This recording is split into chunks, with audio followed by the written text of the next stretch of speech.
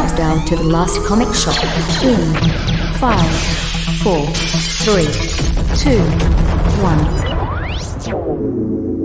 1. Hey, and welcome back to the last comic shop! That is right. We are opening the shop up to newbies to help them find their way underneath the comic book tent. And we're keeping the lights on for the oldies and for the fans of those oldies who've requested that we read stories from close to 40 years ago. Wow, that's right. From the big 80s. Yes. I'm very, very excited. And not only that, but because we're actually doing a listener request? Is that what they call it? What would Casey Kasem call it? Is it long distance dedication? To Pete, who we've got to know over the last couple of months. He's a real huge fan of the Last Comic Shop. And Pete sent us a big laundry list of books to read.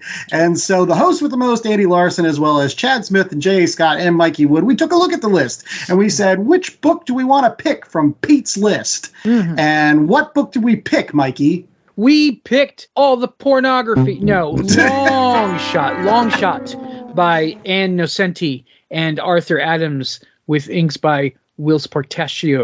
All three of which were really brand spanking new to the business at the time. So this is a cool book, and it's an interesting milestone book for those guys. Yeah, I mean, isn't this like one of their first books ever? I think she had written maybe one or two little things or something. Yeah, she had come on to Marvel as a sub-editor and writer, but this was like her first real. She basically pitched it, and they agreed and greenlit it, and she said it would never happen today, not in corporate comics, but back then.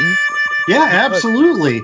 And it made a huge splash. If you think about the names that we've just mentioned, Ann Nocenti just got into the Eisner Hall of Fame this year. And then you've got Art Adams, who without his art, you wouldn't have the 90s. So everybody from Rob Liefeld to Jim Lee to Todd McFarlane, all of them were aping Art Adams' style. And then you got Whilce Portacio. He was also one of the guys that eventually went to Image. But this is a huge book. It's set so many things, the wheels in motion, as it were, in the comic book world.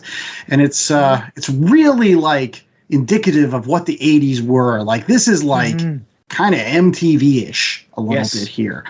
But in any case, one thing that we want to do before we get into Longshot is do our weekly polls. That's right. We're not MTV. We're like not even close to MTV because we don't play music videos. And neither all of do they. That's true. They don't anymore. They don't anymore. No. What they did do back in the day is ask for audience participation, I think. Yes, MTV used to have participation. I think you've conveniently forgot that whole TRL thing they had. You never heard of Cars and Dailies? I didn't. I tried to block it. We do the same thing with our weekly polls every week over on Twitter. Refuse to call it X. And JA's got how many polls are we going to recap today? We're going to do 1, 2, 3, 4, 5 polls. 5 polls on today's program. So without further ado, Pollmaster JA, why don't you hit us up with the first one? So, Total Request Live, Batman's smartest adversary. Oh. Who do you think Batman's smartest adversary was? Is it Bane? Is it the Riddler? Is it Ra's al Ghul? Or is it Dr. Hugo Strange? All right, well, we're going to start off with our DC aficionado, Michael Wood. So, Michael, if you were going to pick one of those 4, who do you think is the smartest? Denny O'Neil. I picked the Riddler because this is going to sound weird. I've been reading Batman, I don't know, since like 85, something like that. And I have never read a Hugo Strange story. Wow. Not because it seems like they didn't use him for big chunks of time. I'd stop reading Batman and then they'd use Hugo Strange when I wasn't reading Batman. So yeah, it's really bonkers. I've never read a Hugo Strange storyline. But well, I voted for Hugo Strange because I have read. And if you need a recommendation of a great story featuring Hugo Strange, then I would recommend Batman and the Monster Men, which was done by the wonderful Matt Wagner. I think actually was a precursor to his Mad Monk book, but it was basically where he retold all the stories from the classic issues of Detective Comics way back in the early days of Batman. So I think it's Detective Comics 36, which was the first appearance of Hugo Strange. That's a great book, but I voted for him because he's bald and he's got glasses and he's strange. J.A., who'd you vote? I did not vote in this one because I think I was on the plane. And had I voted, I probably would have gone with the Riddler. All right, Chad? Yeah, riddle me this. Which of these characters is the only one to appear on the Batman 66 TV show? And which one of these has been a thorn in Batman's side consistently and awesomely and sometimes scarily ever since? It's the Riddler. Spoiler alert, that's the correct answer. Oh, was that the correct answer, J.A.? It was not. Ra's al Ghul took this with 68% of the vote. Ooh. No one voted for Bane. No one. No one thinks Bane is smart. They're all smarties. I will say that I have been a huge fan of Bane ever since that Harley Quinn animated series came out on whatever they call it now, because he's the best. If you haven't enjoyed at least that character among all the other great characters on that show, you're missing out. But we're not missing out on poll number 2, J.A. What was that? Best call to arms. So is it Avengers Assemble? Is it It's Clobbering Time? Is it, admittedly bad, Justice League Advance? Or is it To Me, My X-Men? That Justice League Advance didn't get a single vote, did it? Like it did. It got 3%. At least it got 3%. I don't remember ever reading that in print. Yeah. I don't remember ever. It's a modern creation. Oh, they have the Avengers and the Assemble thing, so we have to come up with something else that has an A in it. That's dumb. I boycott that answer just on principle. I voted for It's Clobbering Time because that's Clobbering Time. You can't say You'd probably that. end up clobbered. What did you vote for, Chad? I also went It's Clobbering Time. It's just fun to say. Mikey, you've been very critical of It's Clobbering Time in the past. Nobody says that. Like the Avengers Assemble, that's kind of dumb too, but that's the one I picked. I think it works fine if they're like trying to build IKEA furniture. That's awesome, But like if you're kind of already assembled there. If you're going to, he always shouts it when they're already all standing there, and I wonder if they're ever just kind of like, all right. The only time it really worked for me was in Endgame because they teased it and acted all silly, and when he says it and they are scattered about and they do assemble, it worked wonderfully. So that was my choice. All right, J.A., your pick? My pick, of course, was To Me, My X-Men. I thought really done well in the Krakoan age, in the X of Swords, actually. But I will admit, probably doesn't stand the test of time when it's an old bald guy telling a bunch of students to come to him. To me, my X-Men. I was going to say the Dan Slott Silver Surfer run where they named the board To Me. I forgot about that. There was somebody in the comments that didn't happen. Where was To Me, my board or whatever? And yes, I think they were taking pot shots at you. But Avengers Assemble won, right? That was the winner. Yes. By a long shot. Look at that. A long shot. I think the first time it's actually yelled is in Avengers 16. I could be completely wrong, but I think it's that cover where Cap's on the front and he's like, Avengers Assemble, which actually makes sense because they're building a new team at that point. Like, he's the only one there. He's assembling Avengers. Exactly. He doesn't have. Does he have the little Allen wrench that you get? Right. That little hex. When you're building your calyx shelf. How come, I want them to bring back Tally Ho, gentlemen. That's what Alpha Flight says.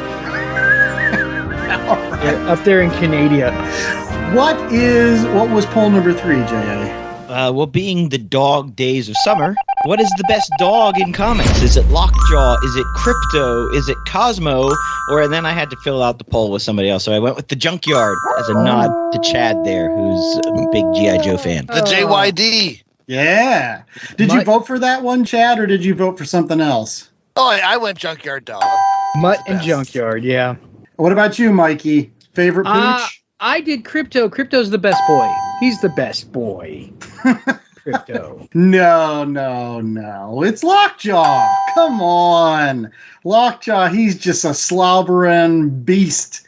Honestly, everybody on here, you see Lockjaw appear in a comic book, you immediately smile. You're like, oh, look at him. Here you go, Poochie. Who'd you vote for, J.A.? I also went for Lockjaw. I thought his turn in the Miss Marvel series was just wonderful.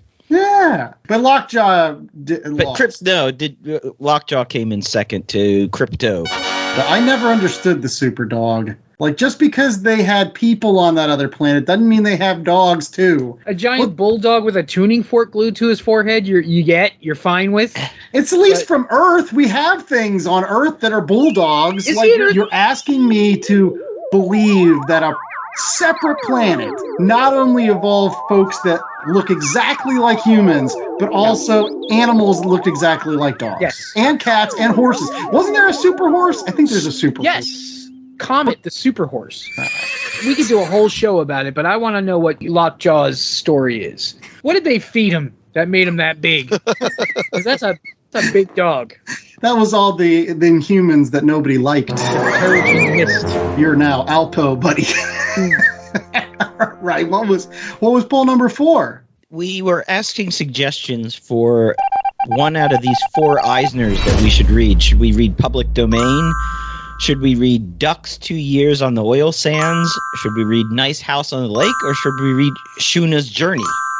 Yeah, all Eisner Award winners this year. Again, we're going to stand by whatever the folks say out there and put it on our schedule as a 2023 book. So whatever was the pick, I think we all had a vested interest. Chad, what did you want to read? Yeah, the one I have is Chip Zdarsky's Public Domain. So for ease of not having to go too far, that's what I picked. Yes. But you also have Shuna's Journey. That's true. I got Shuna's Journey. Yeah, you got that for Christmas from the Secret Santas. Well, not secret. J.A.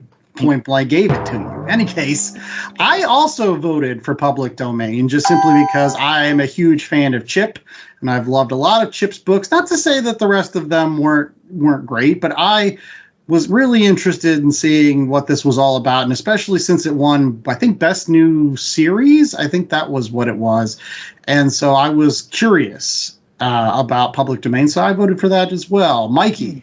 I voted for Ducks because Kate Beaton is awesome, and I haven't read it yet. So I have her first 2 books. I have Hark a Vagrant and what's the other one called? Move Over Pops or Step Aside Pops or something like that. The collection of her Hark a Vagrant comic strips, and they're hilarious. And this is a different thing for her. This is a different story for her. So, any case, J.A., what did you vote for? I also voted for Ducks 2 Years on the Oil Sands. Public Domain did win, so that is what we will be reading. By the way, did Ducks come in second place so that maybe we can give that honorable mention and still read that too? It did. It did come in second place. Oh, okay. Well, maybe 2024. I can't make any promises for 2023. We're kind of running out of shows here. You know what? We might just have to sneak that in January. It sounds like a good book to read when it's cold and because it's set in Canada. It's a good book to read in the cold. It's all right. What was our 5th and final poll, J.A.? It is who is your favorite turtle? Is it Leonardo, Donatello, Raphael, or Michelangelo? Yes. Going along with our Teenage Mutant Ninja Turtles episode with the Saturday Morning Adventures, as well as Mutant Mayhem. I think I was the only person out there that actually voted for Leonardo, because I evidently am a square. more like Leonardo. He's got the best weapons with the katanas. He's the only turtle that can stand up against Shredder. And he's got my favorite color. Like, blue is my favorite colors. Like, why would I go with anybody else? I don't know. It was him, and it was either him or Raph, and I knew everybody was going to vote for Raph because he's like the Wolverine of the group. So I'll go with Cyclops. I will go Boy Scout. Chad? Yeah, I'm going with Raph. He's the best one. He's the angry one. He's the one I relate to the most, and I can appreciate that. So Raph. All right, Mikey. Mikey. Your name's that tracks. You know, as sick as I got of the whole like, dude, that Mikey, I still love it. Like, I love that they went away from that in Mutant Mayhem. But yeah, the Mikey's my favorite. I love him. All right. J.A., what was your pick before you give the eventual winner? I picked Raph as well. Donatello, the dark horse, can you say maybe? Wow. Takes it with 31. Raph and Mike, I think they split the vote, giving Donatello the win because they were both exactly at 27.6%. Leonardo, a distant fourth. I told you, nobody voted for Leo other than me and like a handful of smart folks. But that is surprising, though. Donatello, he does machines. Evidently, internet polling, that's his crowd. Or they like the bow staff. Or stick, as they call it in the news. I've got a stick. But yeah, those were our 5 polls. So make sure that you're checking us out every single week over at our Twitter handle, at Last Comic Shop. If it changes to one of the other things like Blue Sky or Threads or something, we'll let you know. But right now, it's weird. Like, they're like, no, we don't want to do polls anywhere else. I'm like, okay, that's fine. Even if it's X. That's right. Come to Twitter for our polls. And one thing that we're hoping that you stay tuned for is our review of Longshot. It's Pete's Choice. Pete's Choice. On the Last Comic Shop. So we'll be right back with that great book. Stay tuned. Hi, it's Carlo Calantuan, Last Comic Shop podcast listener and comic book tragic here in the Philippines. Mabuhay! When I'm in the US, I'm always on the lookout for a good deal on boards, bags, boxes, and all other manner of comic book related supplies. And that's why I love to go to bcwsupplies.com and use the promo code LCSPOD to get 10% off of all my orders. Not only do I get a discount on everything I buy at BCW, but I'm able to support the podcast when I use LCSPOD at checkout. So if you're in need of comic book supplies, head over to bcwsupplies.com and use the promo code LCSPOD. Oh, and guys, I'm still waiting for that Tressie review. Come on, when is it? A world where ancient disease-spewing warlords battle planet-sized robots, where fallen Greek gods wage war against cybernetic undead unicorns. All in a day's work for the Lords of the Cosmos. Lords of the Cosmos, the critically acclaimed indie comic series, is about to return with a plus-size issue 5 coming soon on Kickstarter. A perfect gift for fans of old Saturday morning cartoons, retro vintage babes, and 80s style mayhem. Join the Lords of the Cosmos on their latest adventure by signing up for the Kickstarter pre-launch at jasonlennox.com. All right, we're back with more of the Last Comic Shop, and it is now time for our Read Pile Review. Yes, that's time of every single week where we decide to go and ask a fan what they want us to read on this show. And then we actually listen to them. Actually, he just told us. Yeah, and then he saw us at a show and recognized us and said, hey, I sent you that email. And I said, don't worry, Pete. It's cool. We got That's it. Right. We're going to do Longshot. Yeah, Pete's our super fan. He's a good guy. More of you out there who are listening should also suggest things, and we'll be your dancing monkeys. Yeah, exactly. That's right. We are responsive. It may have taken us 6 months. Right. So we'll get there at some point. Right. Well, that's the thing. Pete had the cojones. He did. He stepped up and he said, you should read this book. More fans should take a page out of Pete's playbook. Tell us what you want us to read, and maybe, just maybe, sooner or later, we'll listen to you. I'm not promising anything, but Pete wasn't promised anything, and we delivered for him. He gave us options, though. He did give us options. That was nice. Yeah, that was nice. Like, it was a list of, like, at least 12 books. And most of them was like, Longshot, okay. But Longshot, Mikey, again, can you let us know who was involved with this project? Yes, I certainly can. It was written by Ann Nocenti, with art by Arthur Adams, and inking by Wilson Portaccio, and colorist was Christy Scheel, who I'm not familiar with, edited by Weezy Simonson. Yeah. Which is pretty cool. And Bob Harris and Tom DeFalco, all those wonderful mid-'80s guys. And 12-year-old Mikey just embraced the heck out of this book when it came out. I didn't understand it, but it was fun. And I have since I love Longshot. I love Mojo. I love all of that stuff. so much that I wish they would just put together a collection of just the Longshot Mojo related X-Men stories, so I don't have to pick and choose through them. Oh man, remember those X-Men annuals with where Longshot would pop up and then there'd be X-Babies? X-Babies, yes. Once a year, you'd check in. It's great stuff. It's a great series. Well, great stuff aside, let's talk about that 10-cent synopsis. And it's coming from J.A. Scott. So, J.A., what happened in these 6 issues of this Longshot series? Yes, 6 issues about a man with 4 fingers who has no past and suddenly arrives on Earth through this portal with some demons, doesn't know who he is or why he's there, except for the fact that he's got this incredible luck. Everything just seems to come up roses for him, but only if he has a pure mind. Goal is not pure, then his luck goes away and he falls on his butt.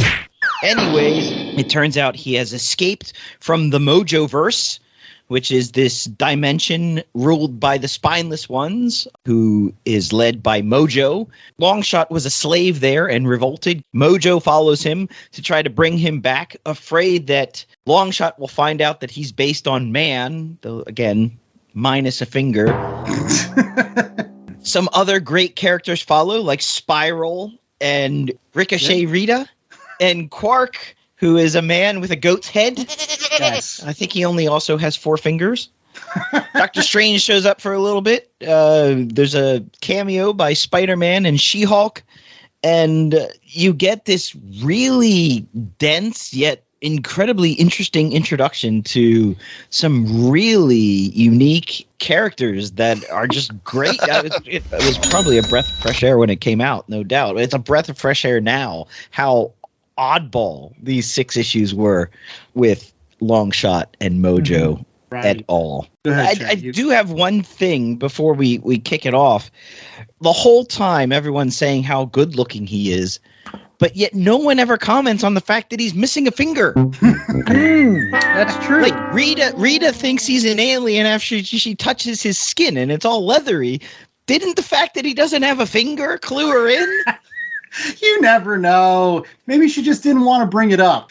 My shop teacher in high school had 8.5 fingers, so See? nobody ever says anything about him. Hey, give me 4.5. That's right. All shop teachers are missing at least 2 or 3. Well, if they're not, they are by the end of the semester. So, in any case, but yeah, I was going to comment about how the fact that, and I mentioned it earlier in the show, boy, Art Adams' art on this particular series became like the blueprint for everything that we got in the early 90s. Just everything.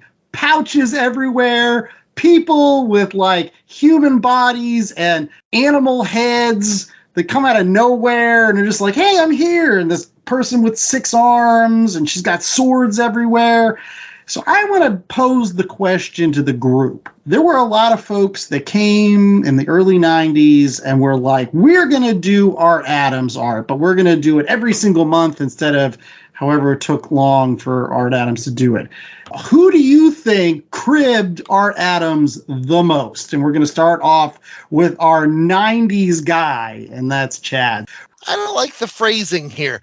I think so many people were inspired by Art Adams. But yeah, if you look at your Image guys, your Rob Liefelds, your Todd McFarlanes, your Eric Larsons, and as someone who's a faithful listener to the Rob Liefeld podcast, he actively admits that these guys saw his style and said, we can do this quicker. Instead of waiting for 2 Art Adams issues a year, if we can pump this out and get you 10 or 12 issues, fans are going to love us. And they did. And so, as the Rob Liefeld fan, I'd probably lean into Liefeld just because I feel like so many of his characters, you can see echoes of that in Rob Liefeld's work, whether it's the pouches, whether it's the weird way that Art Adams tends to draw Spider-Man, which is actually one of my least favorite renditions of Spider-Man, is the Art Adams version. But Liefeld has picked up on that one. But the way that people are shaped, I can see the influence there amongst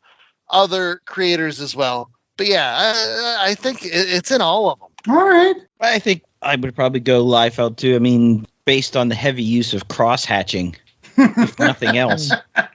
Yeah. Although that could be Will Spartaccio, because he is doing inks on this, and he was also one of those Image guys in the end. So I'm not going to say that it's a bad thing, because honestly, I loved that art as well in the 90s. I really did. So, but Art's the grandfather of all of that, and I'm kind of happy that he is, honestly, because his stuff is still the best. If I was gonna, my God, have you ever seen just his pencils? His pencils are like the tightest, cleanest pencils I've ever seen in my life. Like, I don't even know if he uses an inker anymore. He doesn't need to. You just scan the pages in and darken them, like change the curves in Photoshop, and you're done. Like, they're astounding. Once he started inking his own work, that was one of his things. Was he had certain pens and nubs he would use, and he would format them a certain, and it was like his own trade secret that he wouldn't let out there because he didn't want people to crib his style as much as they were. Yes. He joined the likes of people like John Byrne, people like Walt Simonson, people like Howard Chaykin, that were part of that next generation of artists that really inspired, the guys that we came to know in the 90s. But Art Adams just had such an immediate impact. It's I like it, and I brought it up before, the Pearl Jam effect. Only Art Adams is actually really good. Well, was this book good right from the get-go? With my initial thoughts, I'm going to say no. And despite the fact that Nocenti is an awesome writer, despite the fact that Art Adams is a fantastic artist, I feel like this particular series takes a couple issues to get its legs under it. Especially that first issue. And I'm just speaking to those folks that may have never read this before, and after listening to the last Comic Shop podcast, they go out and they pick up Longshot. Be prepared, I think, with the first issue to scratch your head a little bit. And there's a scene where the demon's still this woman's baby, and at the same time, Longshot is making friends with a doomsday survivalist, and all of the stuff that happens is just kind of random, and the demon stealing the baby happens completely off panel, and you don't see any of it, and you just show up. And honestly, the first time I read it, I was like, is this woman crazy? Did she ever have a baby? I don't know what's going on here. And they go to a castle, which is... They go to a windmill. There's a baby there, so you know. I mean, you guys can stick up for it, but that's just my initial. And so if you're reading it for the first time, just settle in and make sure that you don't immediately dismiss it, I guess. Yeah. I mean, that I think that's fair. It's very early work for both of them, and Nocenti really hadn't done much. She openly admits that she wasn't really all that familiar with superheroes. You could watch their evolution from the first issue all the way to the end. The story gets tighter and tighter. The art gets kind of tighter and tighter. I often wonder if it was intentional, if it's jumbled as shit in the beginning because so is he. And then by the end of it, he's a little more, focused and a little more, but I don't know. It's probably just her finding her footings. And the thing is really satire. It's really a social satire about media and about America at the time, all sorts of stuff going on. But yeah, it's choppy. It does feel like there's pages missing, like you said, but it was intriguing at the same time. Well, I was going to say too, that this is coming from someone who, Anna Nocenti and Louise Simonson, they're in here. They're both coming out of that X office where they've been working with Chris Claremont. And this seems like a raw version of a Chris Claremont story. The big concepts are there. The imaginative ideas are there. There's so many crazy things coming in and out of this story all the time. I'm more than willing to forgive some rough around the edges beginnings just because of everything that's come after it as a result. Yeah, do you think it would have been a tighter series had they just essentially started with issue 3? I mean, I think you need the buildup, and I do like Mikey's sort of observation that is it meant to be like that? We are kind of thrown in the way Longshot is thrown in, no idea what's going on, sort of finding our way through this series as he's finding his way through Earth for the first couple of issues, because it's a lot of table setting too. We get Gog Magog as the pup before he starts growing up, and what a great name that is. And we meet Ricochet Rita for the first time. Again, issue 2 is a little bit of a throwaway as well. It doesn't affect as much in the last 4 issues, which it's very much tied together. They were playing with ideas and concepts and you know, such great ones. You get the first introduction, as we said, of Spiral in issue 1, looking badass with all her arms. I can't shake this feeling that like it's very similar to the book that we read a couple weeks ago when we read Blue Beetle, right? The flashback thing, I mean, sometimes it works in comics, but other times it can be very jarring. You know, you're trying to fill in the gaps of this story after, you know, you've already told other parts of the story. And the flashbacks, although they're handled pretty well here, because again, it's like kind of like a PTSD moment for Longshot where he touches something or it reminds him of something and it makes him remember what happened in the past. I just feel like maybe I would have preferred a little bit more chronological storytelling. I think maybe it could have worked better at points. Honestly, the other thing that I had a big problem with throughout this is actually Gog Magog, the whole pup idea, because I don't think he actually gets enough time in this story to be a character that would eventually turn bad and be like, oh gosh, like that's horrible. Like the first 2 issues, like he's in a couple pages, but it's nowhere near like, oh yeah, you're my best friend, pup, like you and I together against the world. And then when he would turn, you're like, oh no, that's huge. Like it's kind of like, okay, you're a bad guy now, and I still don't understand what you're talking about. What I am going to do though is echo some of the confusion that you were having, just because I think one of the problems I had was I hadn't read this series. You know, it's one of those things that had always been on my list, but it was hard to get a hold of. And so I read a lot of other Longshot and a lot of other Mojoverse stuff that has come afterwards. I was trying to decide in my head if that was for better or for worse. Like if I had come into this blind, would I have had a more satisfying experience instead of trying to like retrofit, oh, this is how the Mojoverse works, or this is what the rules are, because I don't think those rules are fully formed here. You know, and I do think those elements of satire are there. I love whenever they introduce Jackson, who's obviously Michael Jackson, and then blow him up with a giant sword in the middle of issue 2. I love the crazy, sleazy director guy, and then Pup, who's slowly getting more and more evil and sucking in the magic. Then you just call in Doctor Strange and you sort that stuff out. All that was fun. I wonder what happened to Ricochet Rita.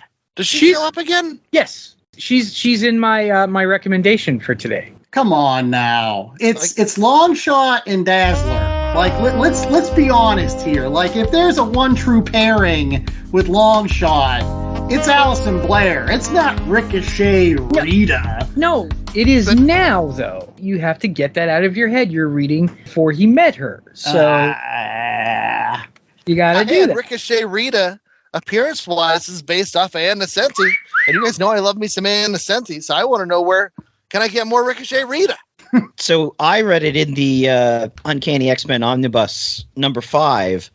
It has the 6-issue miniseries, and at the end of it, there's some notes and drawings, original page sketches, and a couple of full-page posters of Ann Nocenti as a superhero, drawn by Art Adams. Hang them on your wall. We met her in Baltimore, and just super charming, and I'm so jealous. I'm so jealous.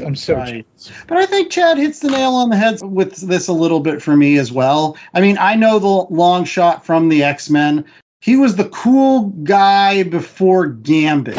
He was like the super cool looking guy, and then Gambit came along, and everyone's like, "Oh, Gambit looks cool too. Let's go with that." Looks even cooler because Gambit doesn't have a mullet. Hey man, this is the 80s. Longshot's design was based off of the lead singer from Kajagoogoo, whose name is Lindahl. No, it's true. That's what Arthur Adams used was his hairstyle at the time. It was 1985. You know?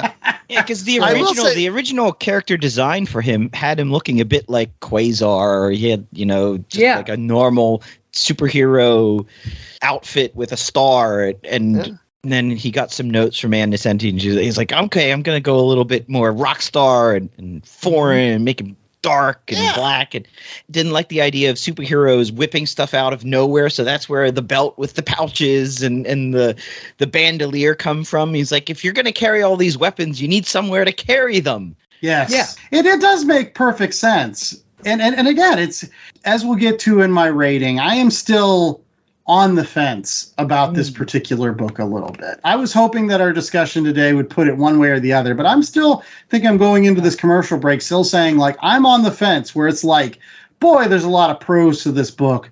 Boy, there are some unpros to this book. Yeah. And so, like, I'm not sure. Cons, I believe. It really, I don't want to use that term. That seems a little bit negative. Unpros. It really kicks into gear once Mojo comes in. Once Mojo comes in, it really, really kicks into gear. And I think Mojo is, his dialogue is really fabulous, and it's hilarious. And I can almost hear this voice in my head. And I love Mojo. His design is incredible. Oh, it's so good. And it's one of those things that has maintained, you know, I think. I haven't followed an X book in forever, but. Well, one thing that we're hoping that you follow is us right after this commercial break, because we're going to get into our ratings of Longshot. So stick around for that.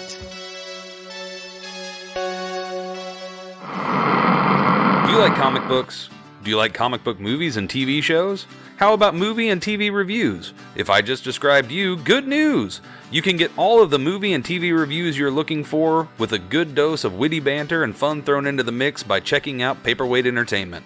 Join Derek and Ian every Friday for TV reviews on the Paperweight Entertainment podcast, and join Ian and Colonel Bob every Wednesday for the Silver Screen Scoundrel movie reviews. Find out more information about both shows at paperweightentertainment.com. Greetings from the depths.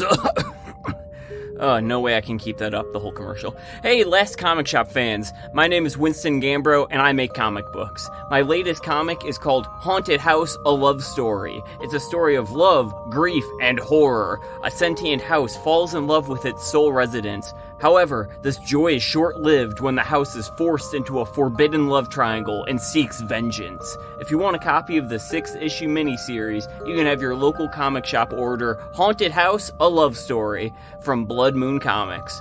Also available at winstongambro.com. That's WINSTONGAMBRO. And I'll get you a copy.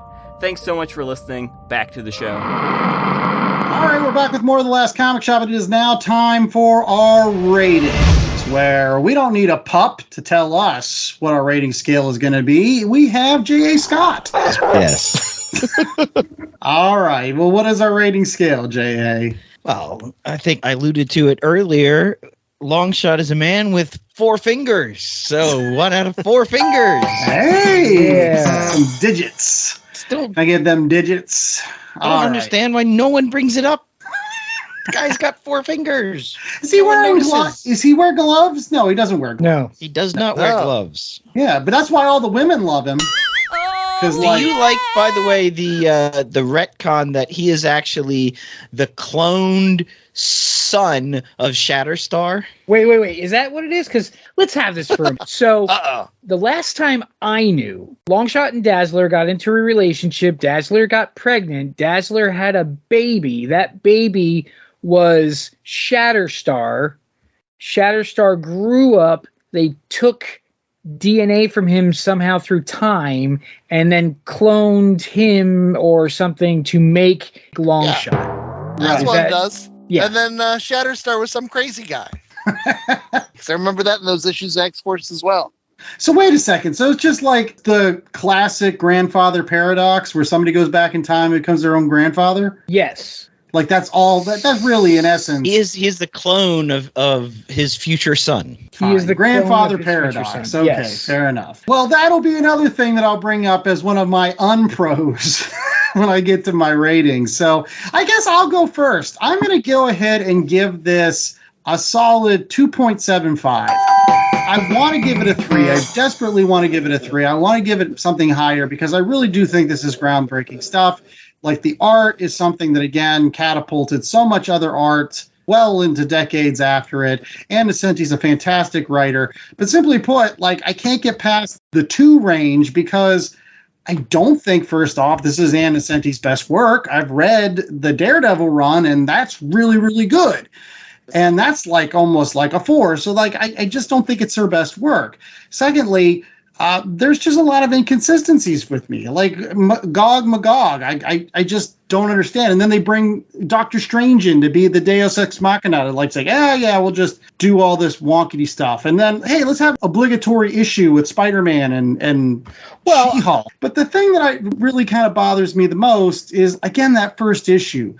It was the way that I used to write comic books when I was a kid. I'm not saying that as a mean thing. It's just like they go out in the woods and just happen to find where they're supposed to be. No, like it's built into the character. Well, like nobody's that lucky. So, okay, this is me complaining about Marvel, but I mean, I'm sure DC does it too, but dramatically less so. Marvel can't have something that doesn't involve their superheroes. They just can't. They put Spider-Man in a Transformers issue. They put the X-Men into Micronauts. I'm surprised they haven't thrown fucking Daredevil into Star Wars. I'm wondering if it was an editorial mandate that they had to have some kind of characters in there, or if they were written in there in the first place. That's something that I would love to ask her about, because Spider-Man and She-Hulk don't even need to be there. They don't at all. That whole issue could be gone and it would make no difference to the book whatsoever. But anyway. Right. They let these creators go, and they're like, all right, Art, who do you want to draw? And he said Spider-Man and She-Hulk. Sure, right, okay. Right. And you got a great cover out of it. That cover is great. Or is it something like that? Again, the art's good. It's still a 2.75. Things happen randomly, but they're supposed to be on purpose. That's not. No. This from the man who loves Star Wars. All right. Mikey. It may not be her best work, but it was really, really early on. It was the first time she ever had an entire series herself, and it's drawing on existentialism and all this other stuff that's in there, and so I'd probably give it like a 3, but yeah, I mean I can see that. I quite enjoy it because I enjoy Longshot. I bought it when the book came out because I thought he was really cool looking, and I thought it was really, really neat.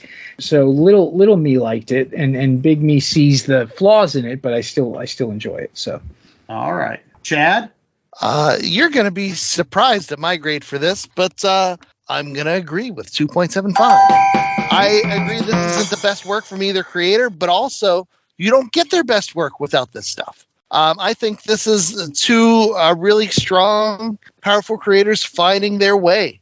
I will say one other gripe I had, which we haven't really talked about, are the colors. It's a very European style of coloring, which I wonder if in the omnibus reprints or later on, if they go back and they undo some of that, because I feel like you lose a lot of Art Adams, some of the detail in his art, because everything becomes one background color. And very rarely do I say this, but I feel like this is one book that would benefit from more modern colorization techniques. Oh, I know.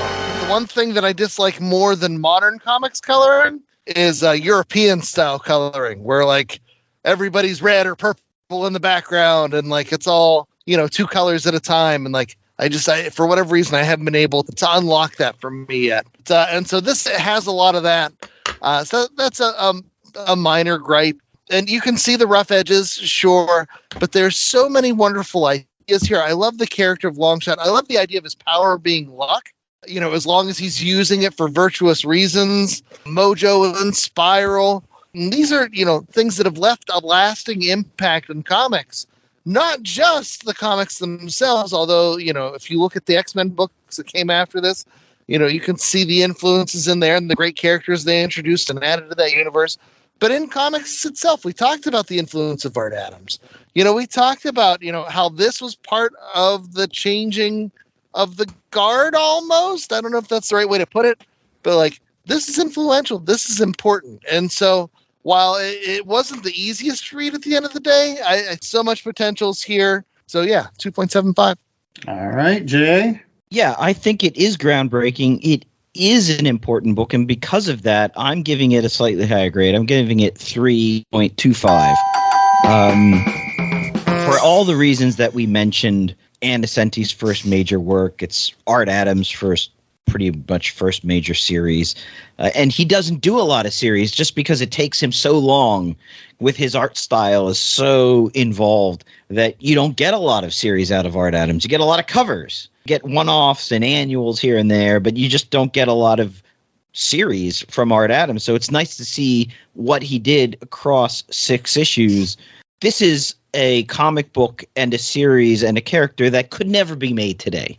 That's what I think is so great about it as well, is the storytelling is so dense. And yeah, it's Ann Nocenti trying to find her way and writing very much like a young writer, imbuing it with a lot of stuff that could have been pared down a bit for a cleaner, more streamlined storytelling. As we said, it could have been 4 issues. You get rid of some of the stuff at the beginning, you get rid of the She-Hulk issue, and it feels, much more compact and probably much more modern, because it does deal a little bit modern, a little bit postmodern comic book storytelling. I love the Longshot character design, the fact that his eye glows when he's got the luck coming. That all comes out of Ann Nocenti's cat. She had a cat that was one-eyed, and when she would see it at night in her apartment in New York, his one eye would glow. So that's where that idea comes from. I love that idea. I love awesome. that. I love Spiral, is derived from Shiva and Hindu gods and goddesses. Mojo is just great.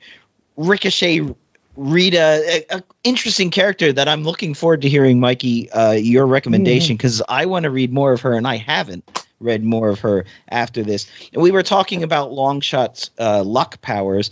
If he uses them too much, then he runs out of luck and it turns and it becomes bad luck, which I also like, is this idea. And I'm actually debating 2 things to recommend, because not only did Rob Liefeld echo some of Art Adams' style, he also echoed Ann Nocenti's creation of Longshot in Domino, another character that has luck. Is it their best work? No.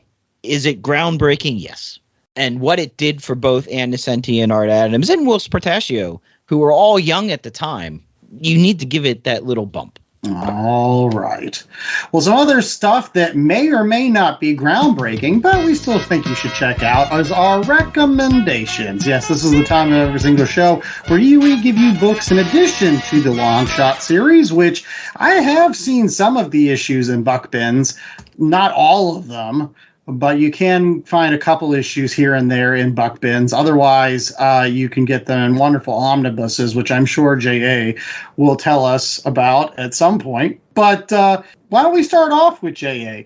J.A., what is your recommendation this week? So I'm recommending X-Force by Benjamin Piercy Volume 1, which collects first 6 issues of the Krakoan X-Force run. So X-Force has been created on Krakoa. So they are the equivalent of the mutant CIA. You get Beast, Jean Grey, Wolverine, Kid Omega, and Domino. And the first 6 issues revolve around them uncovering a security breach, and somebody comes in and kills Professor X, but of course it doesn't matter because he can just be reborn. But then they have to find out, how did these people get in to kill Professor X, and how do they make Krakoa safe again, because suddenly non-mutants are being able to come onto the island. And it's a nice little side story to the Jonathan Hickman Krakoan Age. Some will argue that there's not enough stakes in the Krakoan Age, because if somebody gets killed, they can always just come back. But that's what's being set up for this fall of Krakoa. You can't always just come back from things. And I'm very interested to see how that goes. And they play with a bit with that in these issues of X-Force. So that is my recommendation. You can get it in trade, the first 6 issues, X-Force by Benjamin Piercy, Volume 1. All right. Very cool. We're going to get to Mikey Wood next, because, again, we've all been waiting with bated breath about what is this awesome recommendation you have for us. So my recommendation is, it's just a one-shot. So it is Mojo Mayhem, Excalibur Mojo Mayhem, written by Chris Claremont with art by Arthur Adams. And it does show Ricochet Rita. as she is the adopted guardian of the X-Babies, who were created by Mojo to be television stars in the Mojoverse, and they're just little miniature versions of the X-Men. So there's Wolvie, and there's a little Longshot, and there's a little Colossus, and she's taking care of those. And it's a wonderful one-shot from 1989, and while you're at it, because you can find it in Buck Bins, which is a crime, but anyway, while you're at it, you might as well get the original Excalibur one-shot by Chris Claremont and Alan Davis, because it's phenomenal, and Excalibur is my favorite run of an X book. But here's something interesting about Ricochet Rita, which you can't tell from reading this because it hadn't been done yet. There are 2 versions of Ricochet Rita in the Longshot miniseries, because Ricochet Rita is Spiral. What? Yes. What? Yep. Read some comics, nerds. Wow. Yes. Yeah, Ricochet Rita eventually becomes Spiral. Seems like a retcon. That's got to be a Chris Claremontian plot point at some point. It may very well be. Yeah. I don't know. I can't remember the details there, but reading this was great because now it makes me want to kind of find a checklist and go and buy. Like there was a really good Longshot one-shot with art by Michael Zulli, and I can't remember who wrote it, but that was really good too. But anyway. So did they ever explain why Spiral wants to kill Longshot? I think it has to do with her being Ricochet Rita. That's yeah. I think that my mind. Yeah. My mind is exploded. That's right. Because she's I love her character design. She was just meant to be originally just another one of the demons, and Ann Nocenti saw her on a drawing. He's like, we need to do more with her. Yeah, she's cool. She's real cool. Well, something else we should do more with is Chad's recommendation. Chad, what do you got for us? Okay, so my recommendation is to go back to the 1980s and find every single annual that Art Adams drew. Okay, and you'll be rewarded handsomely. Now, there were a bunch of Uncanny X-Men annuals. I know there's some New Mutants annuals that factor in the New Mutants whenever they go to Asgard. But the one that stands out is, and the one that I did want to bring up today as my primary recommendation, is actually a Web of Spider-Man annual. It's Web of Spider-Man #2, and it features Ann Nocenti writing and Art Adams drawing again. And the New Mutants meet up with Spider-Man, and they let Art Adams run wild with every sort of reference that he wants to draw. And it comes in through the form of Warlock. And Art Adams drawing Warlock, and just the detail matched up with his style so perfectly. And Ann Nocenti, as a writer, had really started finding her voice. And I remember as a kid, that was one of my favorite issues. It was so much fun. But yeah, it's worth tracking down, as well as the rest of those X-Baby issues. I really need to go back and see the whole Ricochet Rita stuff, because the name is familiar, and once you connect them to the X-Babies, I can kind of remember her being around, but it's been so long since I've read those individual issues, I got to go back and check it out. I think it's 10 and 12, isn't it annual 10 and annual 12 or something, the X-Babies? So he did annual 9, 10, 12, and 14 with Chris Claremont. He also did Web of Spider-Man annual 2, Action Comics annual 1, Wonder Woman annual 1. And then you get like the Marvel Holiday Special #1. A lot of this with other, great writers here. John Byrne, Walter Simonson, Chris Claremont. Go ahead, and Chad. don't skip on that Asgard War, giant-sized New Mutants. That crossed over with X-Men annual 9, I want to say, or annual 14, one of those. All right. But they're all wonderful. Yes. And to continue this wonderful Ann Nocenti love fest, my recommendation is going to be The Inhumans graphic novel that Ann Nocenti wrote with pencils by Brett Blevins and the legendary artist Al Williamson doing inks. It came out of that fantastic run of graphic novels that Marvel released in the 80s. And this particular story just simply brings into sharp focus, if you're going to have a baby as an Inhuman, you may not be able to. Black Bolt and Medusa decide that they're going to start a family, and Medusa gets pregnant. Everybody is very concerned about what kind of mutation or Terrigen mist thingy-mabobber might be created by this pairing. And so therefore there's a council that says, no, you can't have babies, but you can have babies. And so long story short, they still have the baby, but Black Bolt has to stay in the city, and he basically sends Medusa and all of the Inhumans that we know, Gorgon and Karnak and Triton and Crystal, and they all go out into the middle of the deserts somewhere in the Southwest and live off the grid for a while and to try to raise this baby. And this evil force is growing underneath the ground. It's really good stuff. And another reason why you should read this is because it is kind of the precursor to the Daredevil run. I just talked about how that was really a great run that Ann Nocenti did with John Romita Jr. And Karnak and Gorgon are all through that. But you really don't understand why they're doing the things they are unless you really kind of read this graphic novel. Then you understand like why they were there. Yeah, I guess you would have to worry about Black Bolt's kid, like first words. Yeah, and that's what I'm saying. When he says dad, is he going to kill somebody? Like the Eternals, there's not really a lot of series that do the Inhumans very well either.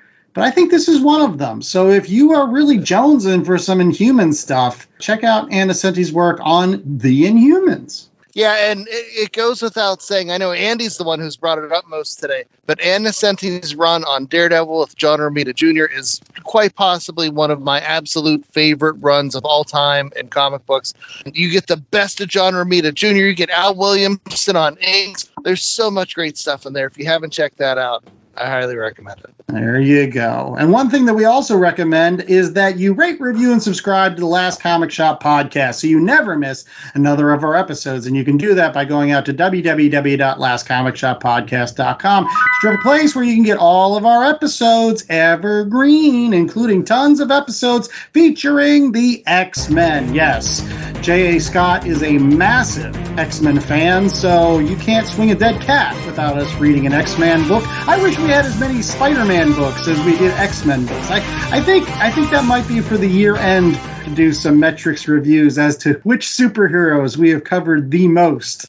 Fabulous. Okay. And you can find us out there on the social medias, no matter what they're called these days. We're traditionally at Last Comic Shop or at Last Comic Shop Podcast. Find all the links, everything there, including stuff that'll redirect you back to our website, www.lastcomicshoppodcast.com, where they can find what else, J.A.?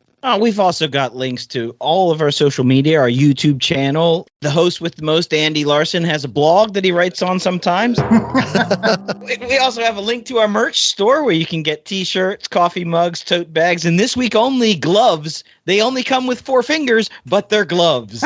Right. 3 fingers and a thumb. Can you get those weird knives that he throws? Because they kind of look like spatulas.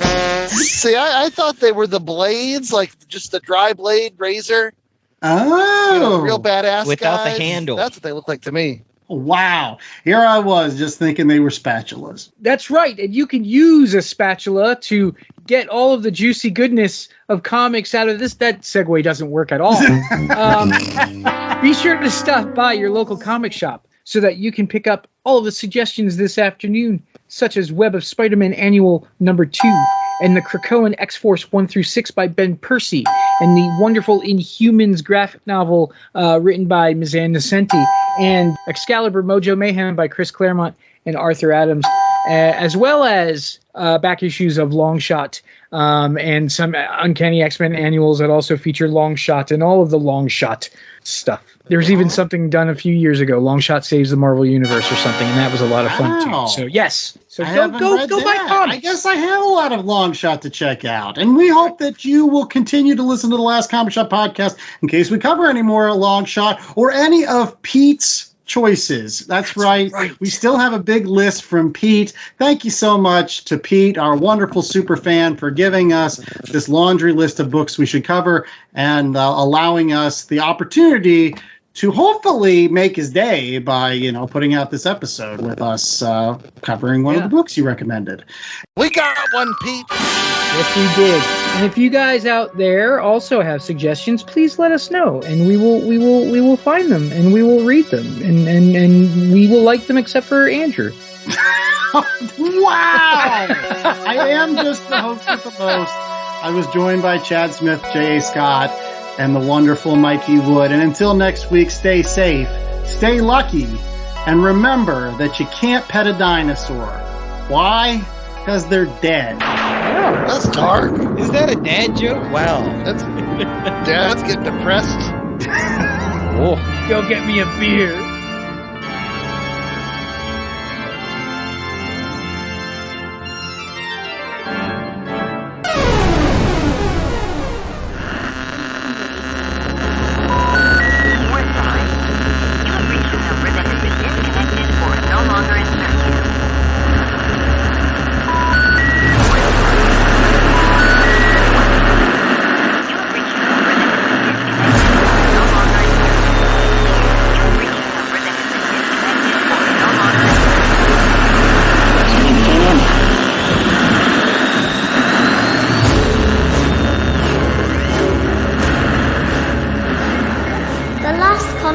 Was a 2023 Black Angus production.